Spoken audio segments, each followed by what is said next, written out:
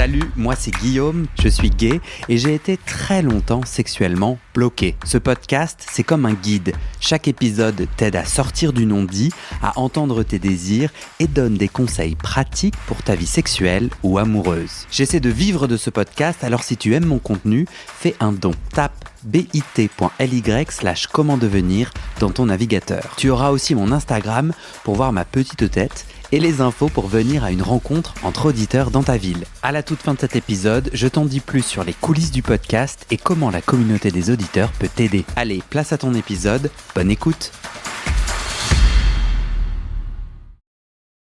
Vincent, partie 3, dernière partie de ton témoignage. T'as raconté dans les 2 épisodes précédents un retour des enfers, quoi. Des enfers de l'homophobie avec tout un chemin jusqu'à 25 ans, t'en as 26 et demi. Ouais. Jusqu'à 25 ans, un rejet, une détestation de ton homosexualité qui, du coup, a plein de réalités dans ta tête, d'impact dans ta tête et dans ton corps. Moi, je propose cette lecture-là. Dans ta tête, tu tombes amoureux d'un mec inaccessible, hétéro, voire à tendance homophobe. Sur ton corps, quand tu essayes de rencontrer, ton corps se met à trembler, t'éjacules très très vite. Tu te remets à répétition dans des rencontres qui te nourrissent pas, où tu te sens utilisé, dans des plans d'un soir qui te rendent malheureux. Jusqu'à ton expérience au Guatemala qui t'a quand même... je pense que c'est un long chemin de travail sur soi, mais t'as quand même parlé du Guatemala où t'as passé 1 an qui a été quand même une façon de faire une remise à niveau, une mise à jour ou un moment de liberté où personne ne te connaît, où tu peux te réapprendre. Et tu reviens à Lille. Ouais. Le cœur plus ouvert.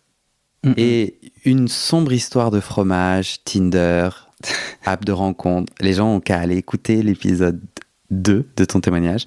Tu rencontres un amoureux qui est ton amoureux aujourd'hui, qui a bougé pour ses études à La Réunion. C'est là où on fait cet entretien, dans une chaleur assez étouffante. Fun fact, sache que je suis hébergé par des auditeurs un peu dans les hauteurs. Et en fait, c'est beaucoup plus agréable, quoi. Ouais, il y a une grosse différence. Hein. Ah ben la température, le concept de la montagne, quoi. Merci Guillaume. Oui. Mais du coup, il fait moins chaud là-haut. Mais c'est très sympa d'être en bas, sachant que toi, t'es près de la plage. Ouais. Sache que j'ai mon maillot de bain dans le sac.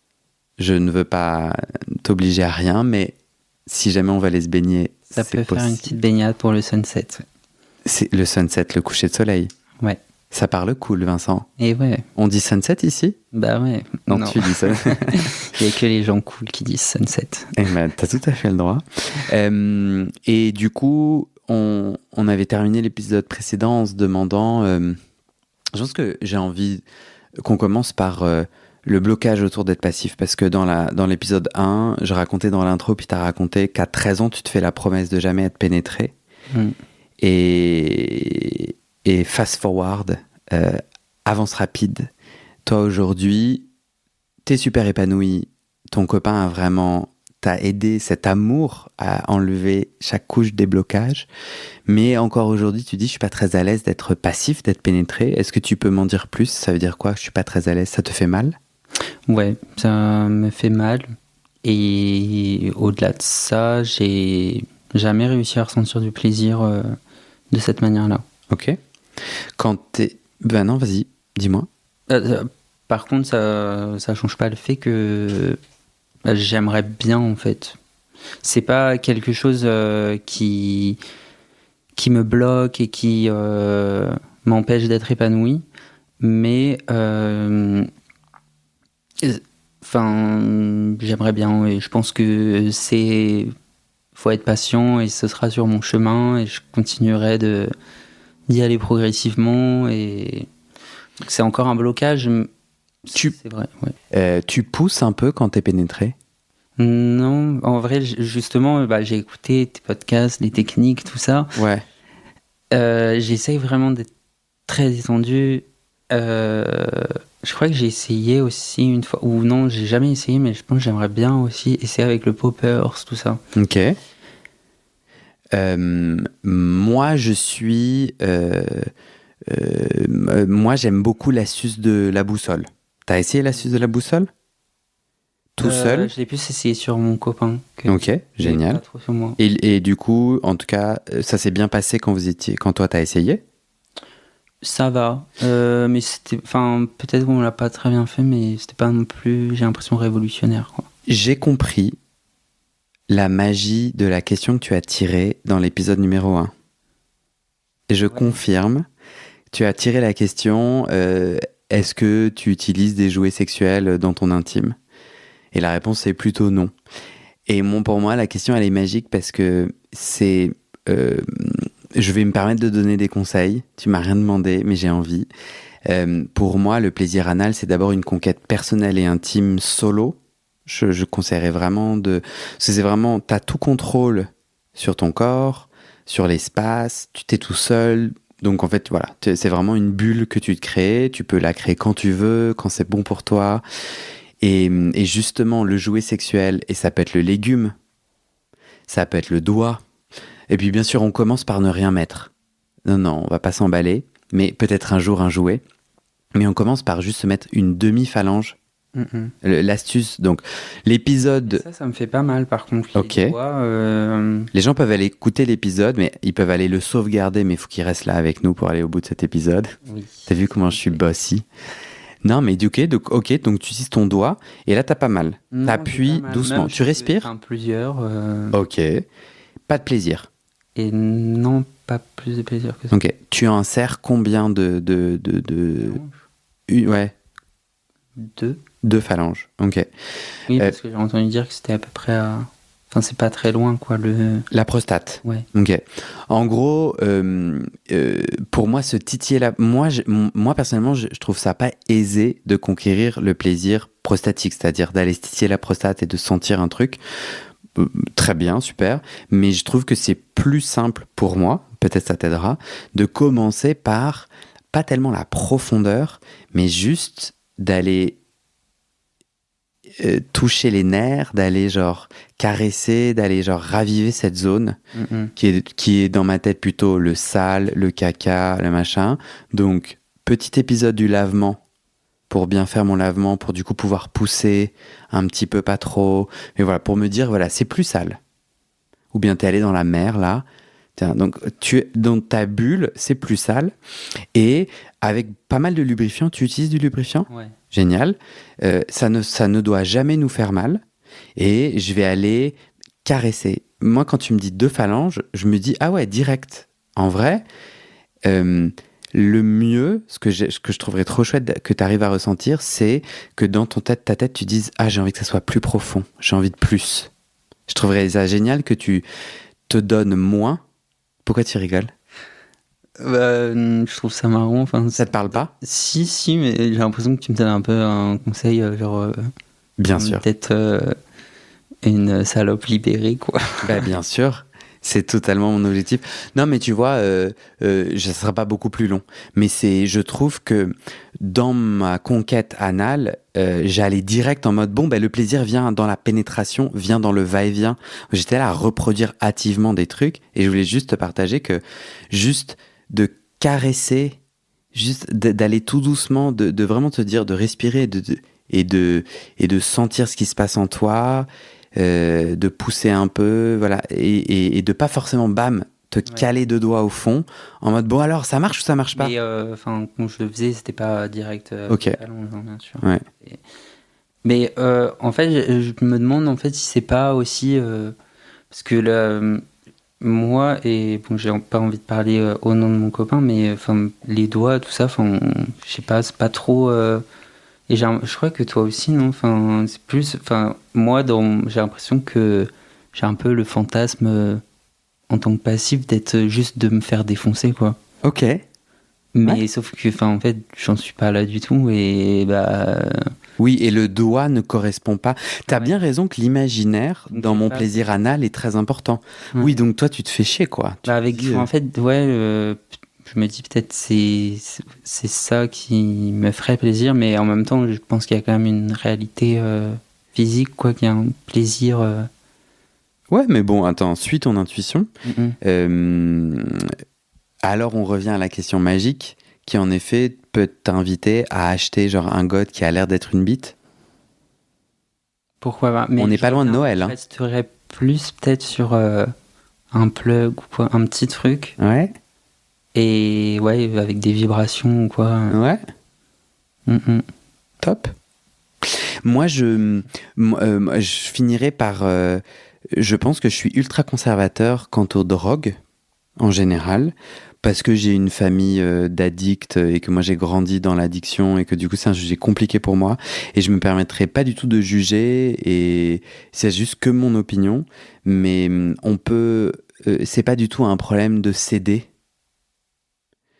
Mais on peut aussi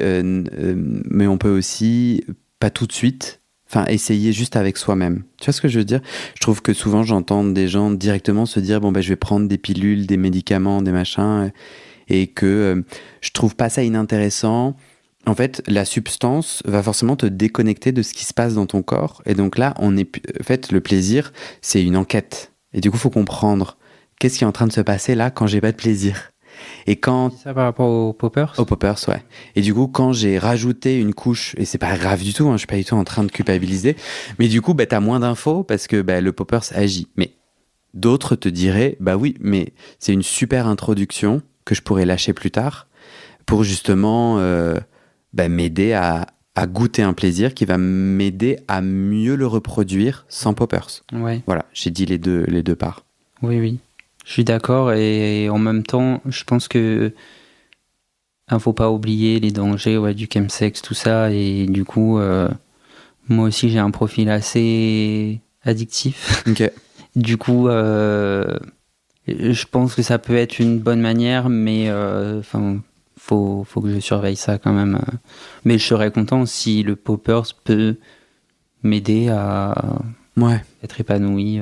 T'as écouté les épisodes sur le poppers avec notre experte? Ouais. Super.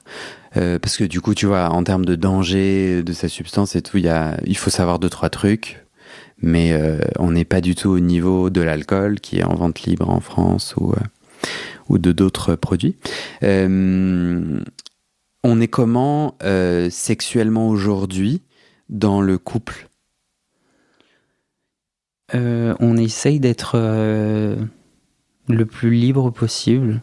Couple ouvert? Non, dans nos pratiques sexuelles. Non, on est exclusif. Mais au niveau de nos pratiques, ça reste très classique. Je pense parce que c'est encore récent et le fait qu'on soit à l'aise dans notre sexualité, qu'on prenne beaucoup de plaisir. Du coup, on n'a pas forcément eu l'envie d'aller plus loin ou de tester des trucs un peu plus atypiques. Donc ça reste assez classique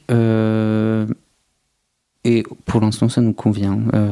C'est je sais pas. Mais ça t'a j'ai presque... ou... En fait, en tout cas, j'ai presque l'impression que tu t'excuses d'avoir la sexualité que t'as.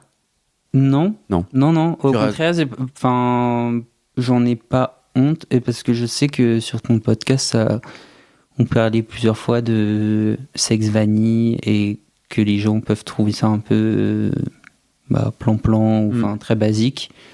Moi, je trouve que ça me correspond tout à fait. Mais de ouf. En fait, moi, je trouve que l'appellation classique me saoule.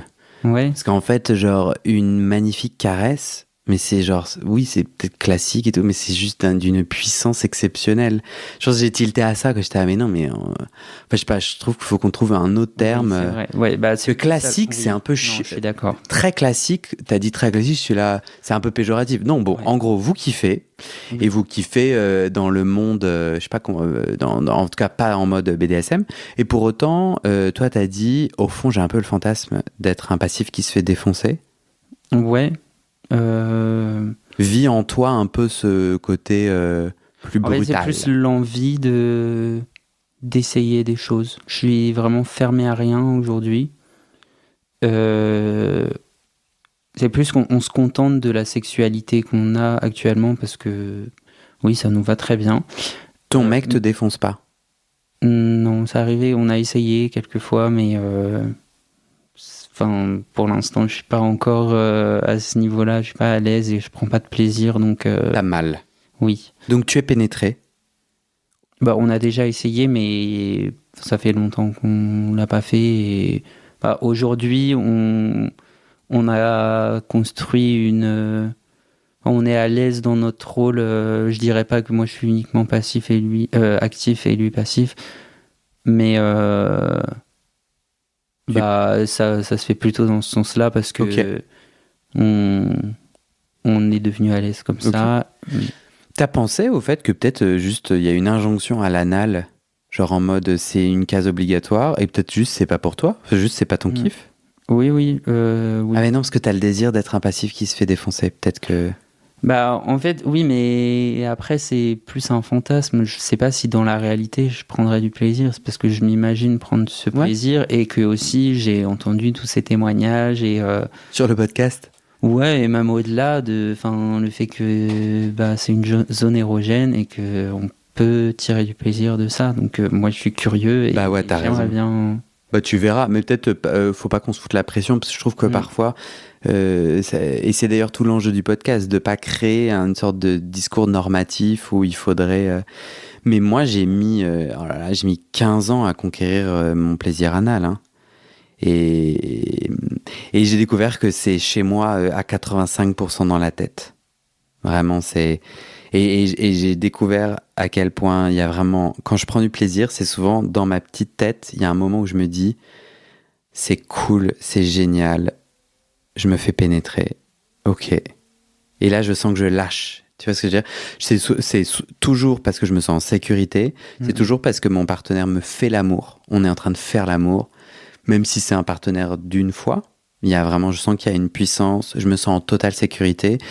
Une ou deux fois, il m'a donné des signes qu'il prenait soin de mon consentement ou que genre il checkait des trucs où je me dis ah ouais c'est cool, du coup je me sens bien, et moi et vice versa quoi, moi aussi j'ai fait ça. Et je me rappelle ouais de sentir dans ma tête, de me dire ok c'est parti. Et là d'ouvrir comme une... T'as senti que tu genre... Ben, attendais. ouais, comme si genre je sais pas comment, le rectum, ou j'arrivais à l'élargir d'un cran de plus. C'est bizarre, Ok. hein, où je m'étais ok, c'est ok, je suis pénétré et tout va bien. Et pouf, les gardes quittaient la forteresse un instant. Ouais, j'imagine un peu que ça se passe comme ça. Mais pourtant, moi, dans ma sexualité, là, je suis très à l'aise et bon, il y a peut-être un peu encore des petits freins inconscients. Ça fait 1 an et demi. Oui, Un an. oui, on a encore des bébés. Non, c'est pas péjoratif, c'était pas bébé, mais j'imagine que les choses vont peut-être pouvoir évoluer et découvrir d'autres trucs, quoi. Ouais. On en parle, on en parle parce que sur le principe, moi, je me pose beaucoup de questions sur les relations exclusives et Ok. donc on a déjà eu cette discussion-là. Est-ce que on s'imagine rester exclusif toute notre vie ou pas? Et moi, dans l'idée, en fait, ça me fait un peu peur de... C'est pas grave, tu peux en effet couper ton téléphone. C'est pas grave du tout. Ça me fait un peu... Attends, je disais, ça me faisait... Ouais, le couple exclusif, tu poses la question sur le futur, est-ce qu'on va ouvrir ou pas? Parce que qu'est-ce qui te ferait peur? De pas connaître autre chose, en fait, et en fait, de pas avoir pu profiter pendant toutes mes années. Et c'est, je pense, en partie grâce à mon copain qu'aujourd'hui ça va mieux. Mais du coup, ça me donne aussi une petite envie de let's go. Maintenant, ça voudrait dire que potentiellement, je peux aller sur Grindr et kiffer ma vie, genre plus avoir ces tremblements, tout ça. Donc après, il y a une différence entre ce que je pense et la réalité. Ouais. Que je sais pas si, dans les faits, imagine, je vais voir quelqu'un, est-ce que après, je regretterais pas et ça créerait pas un petit froid entre nous et donc. Ouais, vous êtes au début de cette réflexion dont vous discutez ensemble, c'est ça? Ouais. Pour le moment. T'as entendu parler de la deuxième adolescence gay ou queer? Pas du tout. C'est un concept que je trouve joli parce qu'il me parle beaucoup et c'est celui que tu viens de mettre en mots très simplement. C'est l'idée que on peut avoir une première adolescence comme n'importe quelle personne, confrontation possible avec sa famille ou en tout cas moment de grandir où on essaie de trouver nos propres repères face aux repères familiaux et qu'en fait pour les gays et les queers qui ont eu du mal ou à qui on a fait du mal et empêché de faire un coming out, le moment du coming out qui peut être quand t'as 25 ans, 30 ans, 40 ans, 50 ans, 60 ans, 70 ans, j'ai pas envie de limiter, 80, 90, bon à un moment donné tu vas mourir, mais il y a quand même un moment où du coup ce coming out autorise, finalement libère quelque chose et on est remis à un état presque adolescent de putain mais attends mais j'ai un monde à découvrir, quoi. Mais j'ai des quéquettes à toucher. Enfin, poussez-vous, tu vois. Enfin, je peux m'autoriser. Et donc, ce que tu ressens, j'ai envie de dire, c'est normal, mais c'est mal dit de ma part. Mais bien sûr, qu'il y a une adolescence, une nouvelle adolescence, un peu un tout feu, tout flamme, et qui peut être pas facile, à accueillir. Souvent, tu t'entends des hétéros qui font « Ah ouais, les gays, ils parlent tout le temps de sexe. » Ça peut souvent être... tu vois, oui, en fait, il y a un moment donné où une personne qui a été empêchée pendant 10 ans, 20 ans, 30 ans peut, en fait, quand le capuchon s'ouvre, ça fait un peu pchit, quoi. Ouais. Et du coup, tu te mets à penser que ça, parler que ça, et à faire tout et n'importe quoi. Et bon, tant que tu mets pas ta sécurité, ta santé mentale en jeu... oui, oui, l'adolescence, quoi. C'est vrai, ouais. Du coup, je suis un peu en questionnement sur... Bon, après, aujourd'hui, c'est pas non plus une envie non, mais tu as peut-être... mais je pense que c'est important d'en être conscient. Et d'en parler à ton copain, notamment, parce que si on est entouré de gens qui ont déjà vécu ce tout feu, tout flamme sexuel, ils peuvent, mieux nous comprendre, et ne pas comprendre ce que tu es en train de demander en couple ouvert. Et peut-être c'est juste ça. Et si on les reconnecte à, tu vois, moi, dans ce processus, il se fait un peu dans un timing différent, dans une temporalité différente, quoi. Et d'honorer que, bien sûr, ça fait 1 an et demi, bien sûr que tu as envie de sucer de la bite. Ouais, mais je pense qu'il y a quand même une différence aujourd'hui. Je sais pas si je serais totalement prêt. À mon avis, je suis plus à fantasmer aujourd'hui. Que vraiment d'être capable de passer le pas. Et... Tes yeux ont brillé en disant je pourrais aller sur Grindr et peut-être qu'en fait juste ton moment tout feu tout flamme c'est genre ouvrir un compte sur Grindr et juste fantasmer. J'avoue, pour être honnête, des fois genre quand j'étais tout seul ou quoi, je me disais vas-y, j'aimerais bien juste par curiosité aller voir sur Grindr les profils et tout. Mais je sais pas si c'est une porte que j'ai envie d'ouvrir. Il n'y a pas d'obligation. Mais je le sais parce que on va révéler que toi et moi et mon auditeur qui m'héberge, on est allé faire une marche. Ouais. Tu n'avais pas de chapeau. Je me suis inquiété pour ta santé. J'étais là, putain, mais le gars va se taper une insolation. Puis après, je me suis rappelé que je n'étais pas ta maman et que je n'avais pas à te materner. Non. Mais j'ai senti... La raison pour laquelle je posais ce truc, ce que je disais juste avant, c'est que je sais plus, genre, moi, j'ai dû parler de Grindr et t'as dit, genre, je serais vachement curieux de voir qui y a sur Grindr et tout. Et là, j'ai senti que ton œil pétillait. Ouais, c'est une curiosité, je pense vraiment. Mais à mon avis, aujourd'hui, j'ai pas du tout... je serais pas prêt. Ça veut dire quoi, pas prêt? Ça veut dire qu'il te manque... quand est-ce que tu sauras que t'es prêt? Si l'envie est vraiment débordante et... Pourquoi tu dois attendre? J'essaye pas du tout de t'imposer et de t'obliger à faire des trucs, j'essaye vraiment de comprendre. J'entends que là, peut-être mes questions sous-entendent que tu peux être super heureux et ton adolescence, ta deuxième adolescence queer, tu la vis avec ton copain et avec des frustrations normales qui est de je suis frustré. On est des humains, on est frustrés. Donc j'essaie pas du tout de dire qu'il y a un seul chemin face à toi. Mais pourquoi, selon toi, t'as besoin d'avoir un désir débordant pour alors t'autoriser à vivre? Je pense aujourd'hui c'est vraiment ça relève vraiment du fantasme aujourd'hui et que, enfin, j'ai pas envie de. Je m'imagine vraiment pas avoir un plan avec quelqu'un d'autre et j'ai vraiment tout ce dont j'ai besoin, je l'ai dans ma sexualité avec mon copain. Ok. Donc aujourd'hui, je suis vraiment très épanoui dans ce couple exclusif et. Mais tu penses à la suite. Ouais, tu te contredis un chouïa, tu te dis. Oui, mais c'est dans. Enfin, on en reparlera dans 5 ans ou même d'ici quelques années, quoi. Ok. Là, aujourd'hui. Mais je trouve ça chouette que vous ayez une communication si fluide qui permette de dire les trucs avant qu'ils soient brûlants, quoi. Bah parce qu'il y a eu une histoire où, à la fête de la musique, je crois, lui était pas là et moi j'étais avec des amis à lui et j'ai rencontré quelqu'un que j'avais rencontré au Guatemala. Donc, improbable. C'était fête de la musique à Lille. À Lille. Je l'avais pas précisé. En France hexagonale. Ouais. Et ce mec-là, je me rappelle, au Guatemala, je crushais un peu sur lui, enfin, il me tapait un peu dans l'œil, mais il s'était jamais rien passé. Enfin, à ma connaissance, il a une copine. Et cette fête de la musique-là... ça me rappelle quelque chose. Mais non, mais par contre, c'est pas du tout allé aussi loin, où genre, je me tourmentais pas avec le fait de m'imaginer. Et à cette fête de la musique-là, il m'a payé une bière et quand il m'a donné ma bière, il m'a embrassé.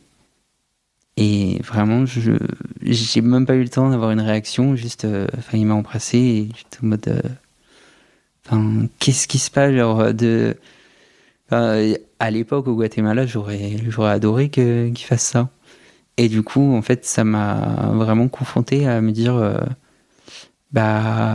j'ai envie j'y serais bien allé, j'aurais bien profité, mais en même temps, je suis en couple, donc et puis on n'en a jamais parlé avec mon copain. Ouais.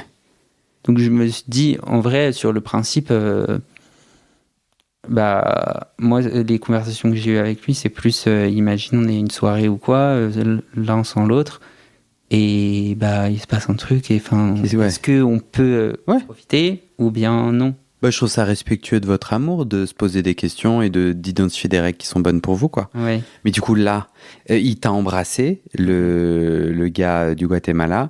Ça veut dire il t'a roulé une pelle, genre il a mis ses lèvres et sa langue. Non, pas la langue. Il t'a smacké. Ouais. Juste. Non, c'était un peu plus langoureux, mais c'était pas une grosse pelle, quoi. Il y avait pas de langue.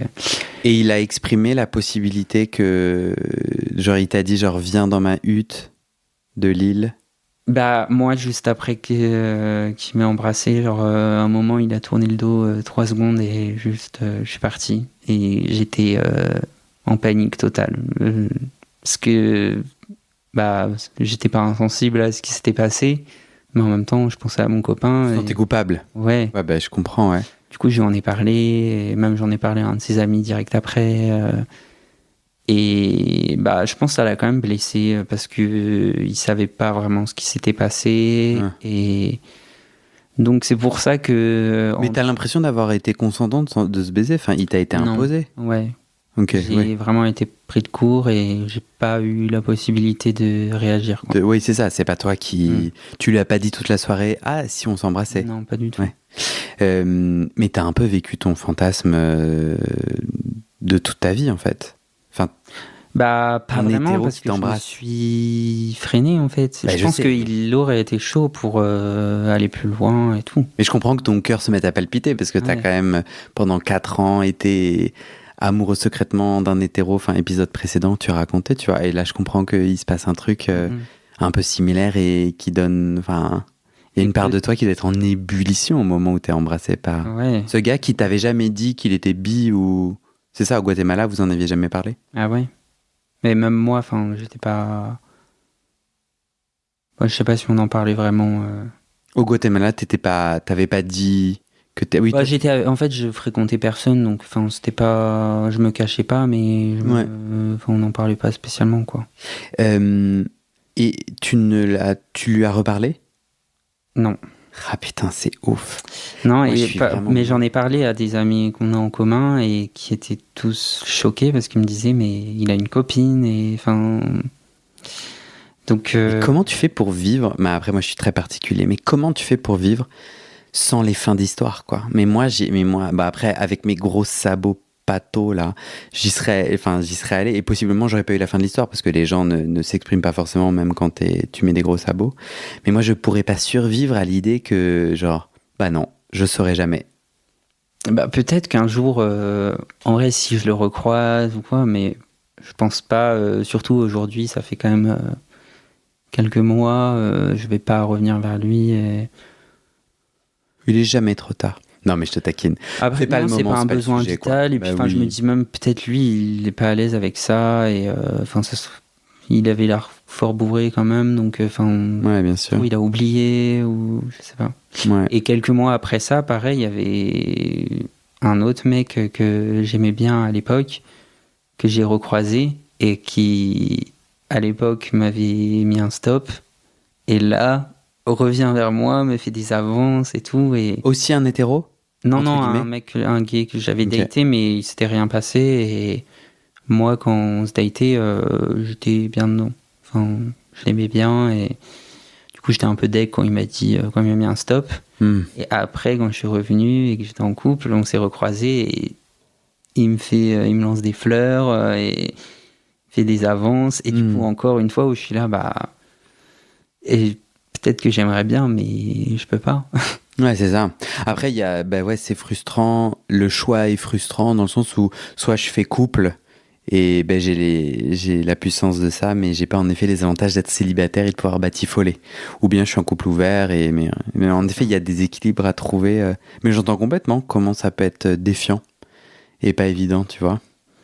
Mais après, ça dépend des périodes parce que là, depuis que je suis à La Réunion, j'ai personne en vue, j'ai pas de crush secret et du coup, j'ai beaucoup moins de frustration. Mais par contre, là, j'ai trouvé assez fort. En plus, c'était vraiment pas beaucoup de temps après qu'on se mette en couple qu'il y ait ces deux mecs-là qui s'enchaînent et je me dis, mais j'aurais pu prendre mon pied. Et genre, bon, après, ça va, je regrette pas. Pas du tout de Ton amoureux. Oh oui, et d'avoir mis les stops, quoi.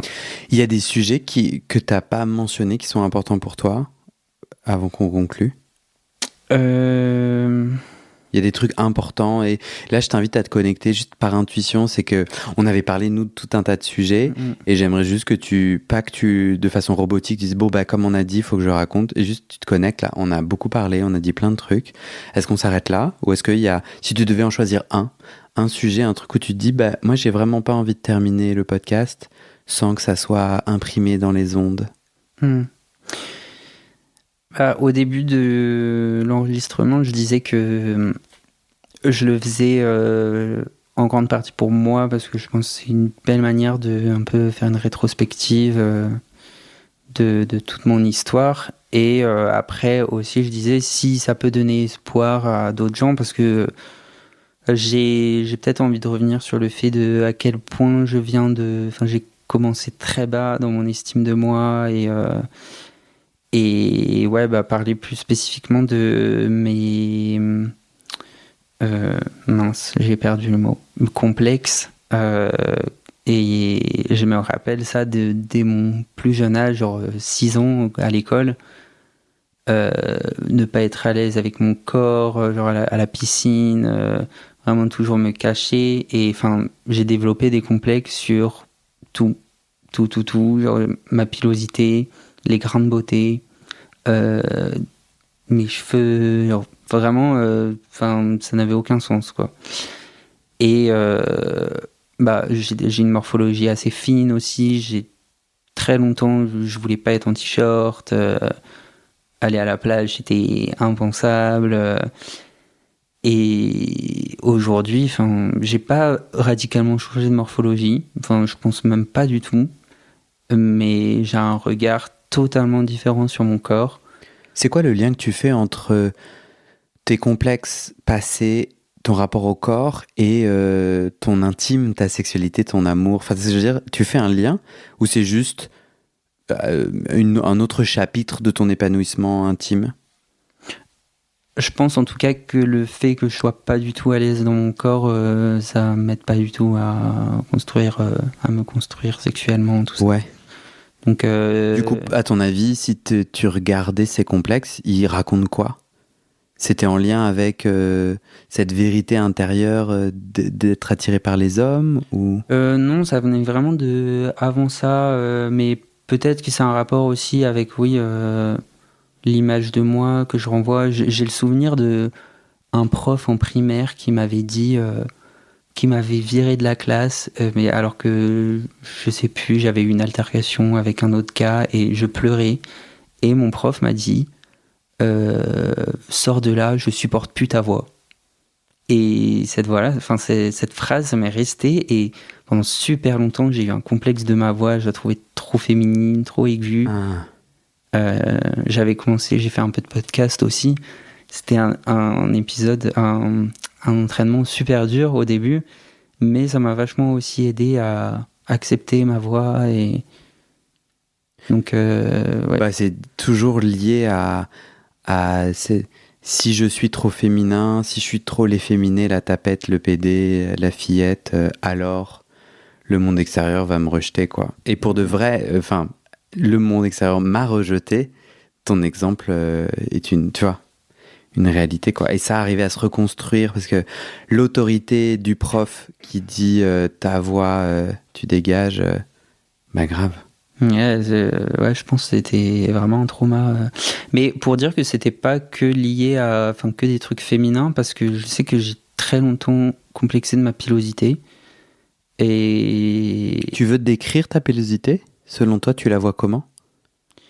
je suis pas extrêmement poilu, mais je pense que du moins quand je grandissais, l'adolescence, tout ça, j'étais plus poilu que les autres. Ah, ok. Surtout aux jambes. Et ouais, c'était un autre complexe parce que ouais, je me sentais différent. On aurait pu se dire, ah ben, ton cerveau qui veut absolument être assez masculin, t'aurais pu être fier en Ouais, disant, ça c'est viril. Ouais, mais non. Mais non. Hmm.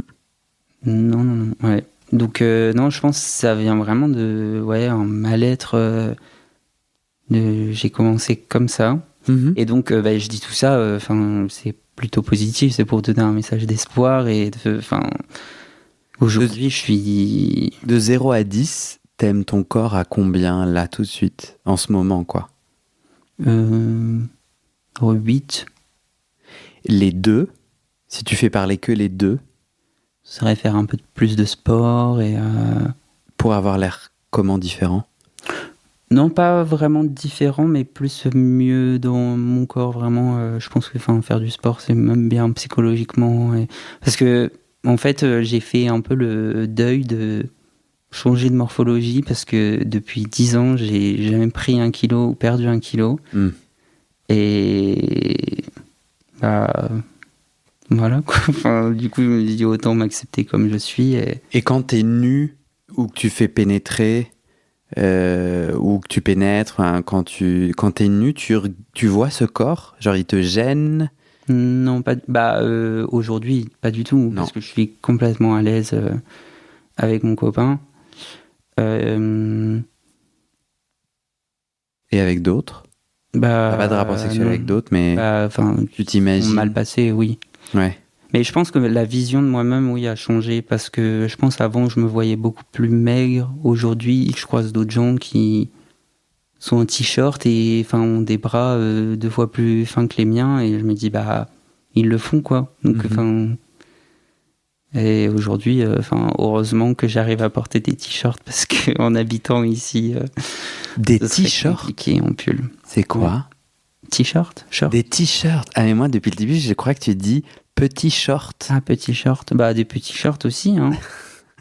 Qui montrent les jambes. Et qui montrent les poils. Je croyais qu'on parlait de ça. Merci. Merci à Vincent. toi. Franchement, trop cool. T'étais content? Ouais.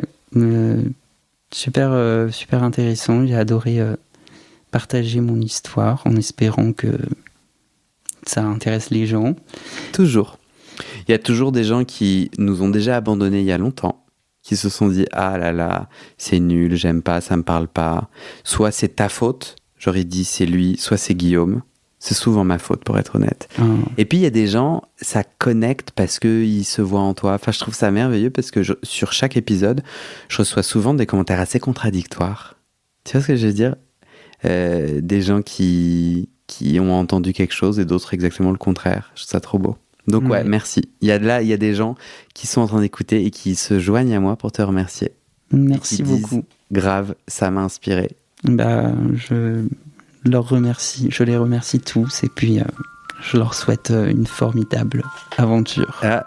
Qui ne s'arrêtera pas de sitôt, répond-il. On va faire un dialogue imaginaire. Trop bien, on s'arrête là ? Tu te sens bien ? Ça va.